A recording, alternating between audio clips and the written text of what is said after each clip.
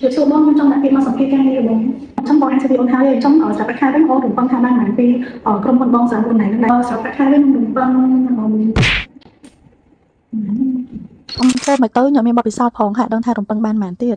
ចុះ Spot Cambodia Hello សួស្តីអ្នកនរគ្នាពេលខ្លះអ្នកដូចវីដេអូមិនដូចតែខ្ញុំសំដែងមែនហ្នឹងសម្ភារហ្នឹងអីអបអរសួរអញ្ចឹងគឺថាគេមកយកអត់ចឹងពួកអត់ដឹងថាយើងត្រូវរំពឹងមែនអញ្ចឹងដល់អ្នកដែលតរៀនចប់ឆ្នាំទី4ហើយគាត់ចង់មកធ្វើការនៅក្នុង Chinese company គឺយើងឲ្យរំពឹងថាបានខ្ទង់300ទៅ350គ្នាប៉ុន្តែវាចង់ស្រាប់តែខែហ្នឹងក៏អ្នកនរគ្នាត្រូវដឹងថាវារំពឹងទៅលើ skill ហើយនិង experience របស់អ្នកនរគ្នាដូចប៉ុន្តែអ្នកនរគ្នាចេះចិននិងអង់គ្លេសដល់កម្រិតណាចង់ទៅមក skill ក៏មក salary ដូចគ្នាតែលើអ្នកនរគ្នាចេះចិននិងមួយកញ្ចក់អង់គ្លេសបានកម្រិតណាអញ្ចឹងបើយើងចេះចិនយើងអាចថែមលើហ្នឹង$50ទៅ$100បានដូចគ្នាហើយបើអ្នកនរគ្នាអត់មានបទពិសោធន៍ទេអាចឆ្លើយបានថា Since I'm just starting out my expectation is around 250 to 300 based on the market but I am flexible and open to negotiation depend on the role ថាអ្នកនរគ្នានឹងអត់មានបទពិសោធន៍ទេប៉ុន្តែរំពឹងប្រាក់ខែថាបានប្រហែល250ទៅ300តាមទីផ្សារនិងលក្ខខណ្ឌរបស់ក្រុមហ៊ុនប៉ុន្តែអ្នកនរគ្នា flexible ហើយអាចចរចាបានទៅតាមទូនីតិដូចគ្នាបើអ្នកនរគ្នាមានបទពិសោធន៍ទេអាចឆ្លើយបែបនេះបាន visual flexible open ហើយក៏ professional បើអ្នកនរគ្នាចង់ដឹងថាមុនចូលទៅធ្វើការមួយក៏ចូលដាក់សម្ភារបើយើងត្រូវត្រៀមខ្លួនបែបម៉េចទៅបើអ្នក